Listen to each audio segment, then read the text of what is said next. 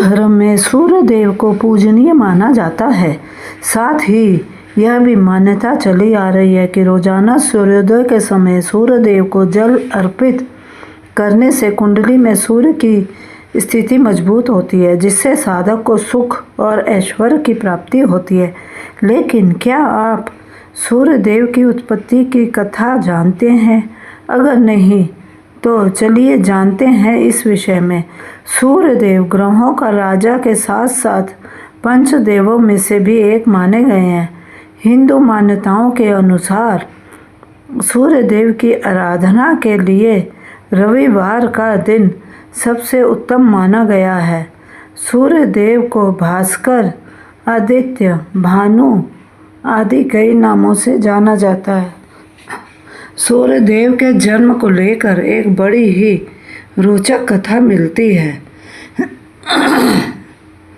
जिससे जानना काफ़ी दिलचस्प होगा। ब्रह्मा पुराण में वर्णित कथा के अनुसार पहले पूरे संसार में कोई प्रकाश नहीं था, जिस कारण दिन और रात में भी कोई भेद नहीं था। एक बार राक्षसों और देवताओं में युद्ध छिड़ गया। दैत्य देवताओं पर भारी पड़ने लगे, जिस कारण देवताओं को स्वर्ग छोड़कर भागना पड़ा। तब सभी देवता अपनी माता अदिति के पास गए और उनसे मदद मांगने लगे।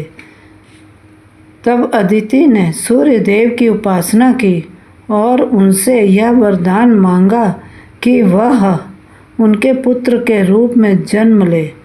उसकी इच्छा पूर्ति के लिए सूर्य देव की कृपा से सुषुम्ना नाम की किरण से उसके गर्भ में प्रवेश किया। गर्भ धारण करने के बाद अदिति रोजाना सूर्य देव के निमित्त कठिन व्रत करने लगी।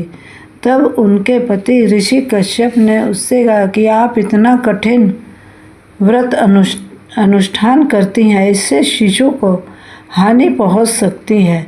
तभी देवी अदिति ने अपने योग बल पर अंड रूप में गर्भ को बाहर कर दिया, जिससे अत्यंत दिव्य तेज से प्रज्वलित हुआ भगवान सूर्य शिशु रूप में उस गर्भ से प्रकट हुए और पूरा संसार रोशनी से भर गया और इस तेज से डरकर दैत्य भाग खड़े हुए।